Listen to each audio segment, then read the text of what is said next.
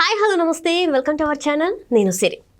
So Raj Tarun Lavanya case అయితే మనం చూస్తున్న రోజుకు ఒక మలుపు అయితే తిరుగుతుంది. అయితే ఇప్పుడు పోలీసులు అయితే తనకు ఒక నోటీస్ జారీ చేశారు. రాజ్ తరుణ్కి ఈ నెల 18 లోపు పోలీసుల ముందు హాజరు కావాలి అని అయితే నోటీసులు అయితే జారీ చేశారు. మరి రాజ్ తరుణ్ పోలీసుల ముందు విచారణకి హాజరవుతారా లేదా, తను ఏం చేస్తాడు అనేది అయితే చాలా మందిలో ఒక ఉత్కంఠ అయితే ఉంది. సో దీని మీద మరింత సమాచారం మనకు అందజేయడానికి ఈరోజు మనతో పాటు ఉన్నారు ప్రముఖ సినీ క్రిటిక్ యజ్ఞమూర్తి గారు. నమస్కారం సార్. నమస్తే సరే సార్, ఇప్పుడు చూస్తుంటే రాజ్ తరుణ్ లావణ్య కేసు అసలు ఆ స్టోరీ అనేక మలుపులు తిరుగుతుంది. రోజుకి ఒక కొత్తది బయటకు వస్తుంది.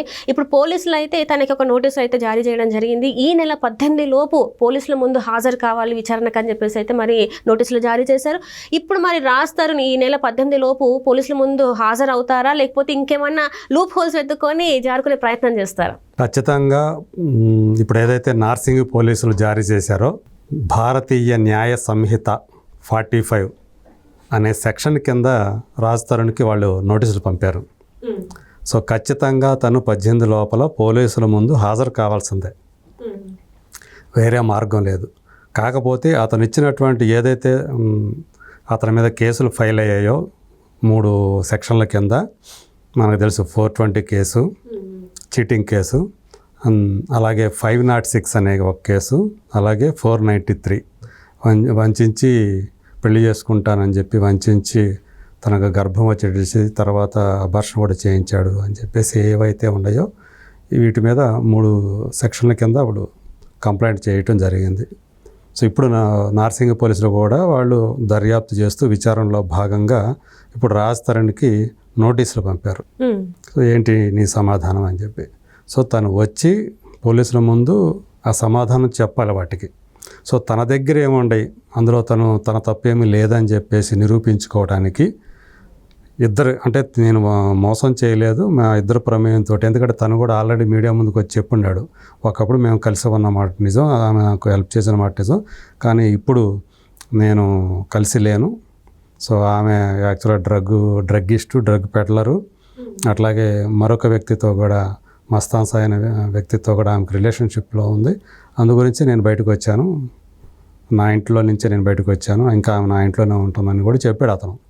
సో వీటికి సంబంధించి అతని దగ్గర ఏం ఆధారాలు ఉన్నాయో అడుగుతారు, అతను ఇవ్వాలి. అయితే ఈలోపు, ఎందుకంటే 18వ తేదీ వరకు టైం ఉంది కాబట్టి తను, నేను అనుకోవటం ముందుగా అతను కోర్టుని ఆశ్రయిస్తాడు. కోర్టు నుంచి పోలీసులు తనని అరెస్టు చేయకుండా ముందస్తు బెయిల్, యాంటిసిపేటరీ బెయిల్ పొందుతాడు అని చెప్పి, దానికోసం ప్రయత్నం చేస్తాడు అని చెప్పేసి నేనైతే అనుకుంటున్నాను. ఈ కేసుకు సంబంధించి అంటే రాజ్ తరుణ్ చుట్టూ ఒక బలమైనటువంటి ఒక ఉచ్చే బిగుసుకుంటుందని చెప్పాలి. ఎందుకంటే స్త్రీకి రక్షణగా చాలా చట్టాలు ఉన్నాయి ఈరోజు. పైగా తను 10 సంవత్సరాల పాటు మేమిద్దరం కలిసి జీవించాము, గుళ్ళో పెళ్లి చేసుకున్నాము, అలాగే మా ఇరువురు కుటుంబాలు కూడా కలుస్తూ వస్తున్నాయి అని ఆమె 1 కాదు 2 కాదు 100ల సంఖ్యలోనే, అంటే మోర్ దాన్ 100. సో అన్ని ఆధారాలు, ఫోటోలు కానివ్వండి, వీడియో క్లిప్పింగ్లు కానివ్వండి, ఇవన్నీ కూడా ఆమె పోలీసులకి సమర్పించారు ఆల్రెడీ. సో చూస్తూ ఉంటే ఆమె సైడ్ నుంచి కేసు బలంగానే ఉంది. బట్ రాజ్ తరుణ్ మరి ఏం చేస్తాడు, ఆయన పెట్టుకునే లాయర్లు ఎవరైతే ఉండారో, సో చాలా పెద్ద లాయర్లనే, పేరు పొందిన లాయర్లనే తను పెట్టుకున్నాడు అని చెప్పేసి మనకు అందినటువంటి సమాచారం, వాళ్ళని సంప్రదించాడని.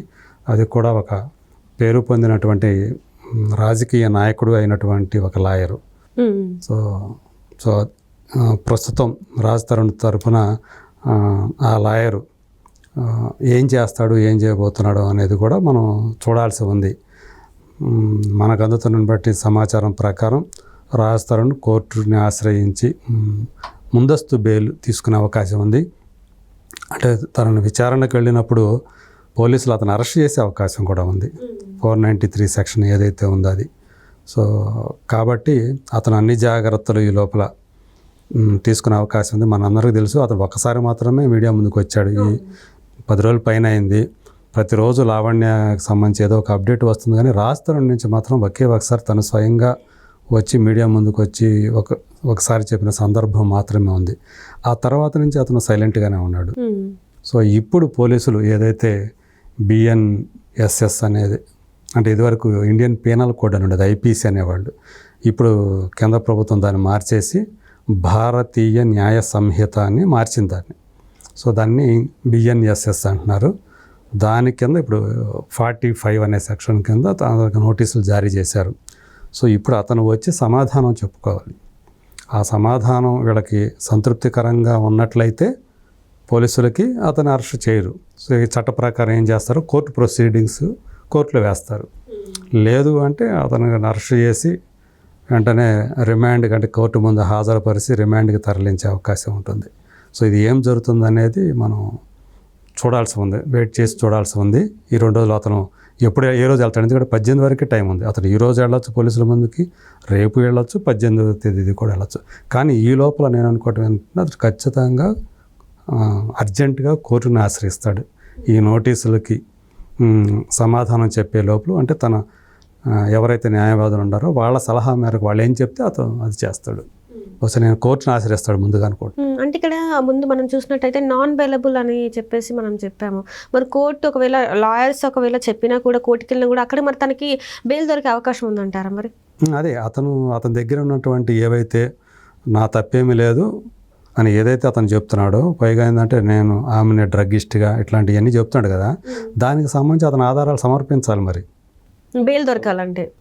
అంటే ఇది ఇరువురి ప్రమేయం, నేను ఆమెను వంచలేదు, ఇష్టపూర్వకంగానే జరిగింది ఇద్దరి మధ్యలో, పరస్పర అంగీకారంతోనే జరిగింది. పైగా ఏంటంటే నేను బయటకు వచ్చేసాను, ఈ కారణం చేత బయటకు వచ్చాను అంటే ఆమె మాల్వి మల్హోత్రాని కూడా సీన్లోకి లాగారు కదా. మాల్వి మల్హోత్రాని ఆమె మోజులో పడి నన్ను వదిలించుకోవడానికి ప్రయత్నం చేస్తున్నాడు, సో నా చావును కోరుకుంటున్నాడని కూడా ఆమె చెప్పి తన సూసైడ్ లెటర్ అని చెప్పేసి దాంట్లో పెట్టింది కదా శుక్రవారం రాత్రి. సో అది కూడా, ఇవన్నీ కూడా పరిగణలోకి తీసుకోవాల్సి ఉంది ఇవన్నీ కూడా.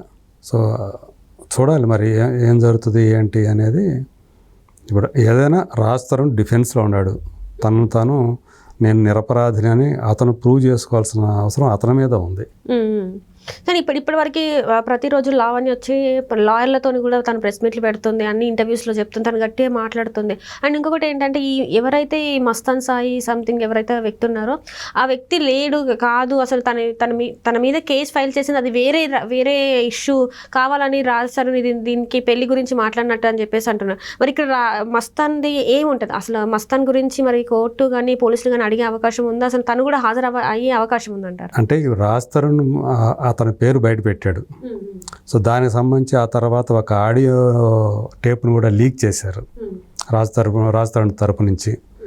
సో ఏదేమైనప్పటికీ మస్తాన్ సాయి అనే వ్యక్తి ప్రమేయం అనేది ఇతను ఏదైతే చేశాడో ఇతను నిరూపించాలి. అది మస్తాన్ సాయి తోటి ఆమె రిలేషన్షిప్లో ఉందని ఇతను అనే ఆరోపణ చేస్తున్నాడు కదా, దానికి సంబంధించిన ఆధారాలు మీ దగ్గర ఏమున్నాయి?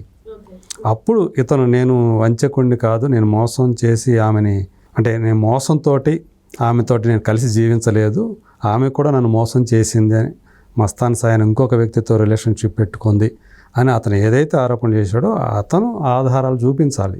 రైట్. సో అప్పుడు ఇతను సీన్లోకి మస్తాన్ సాయి అనే వ్యక్తి అవసరమా లేదనేది అప్పుడు వస్తుంది. Right sir, right. Thank you so much sir, thank you so much. Thank you.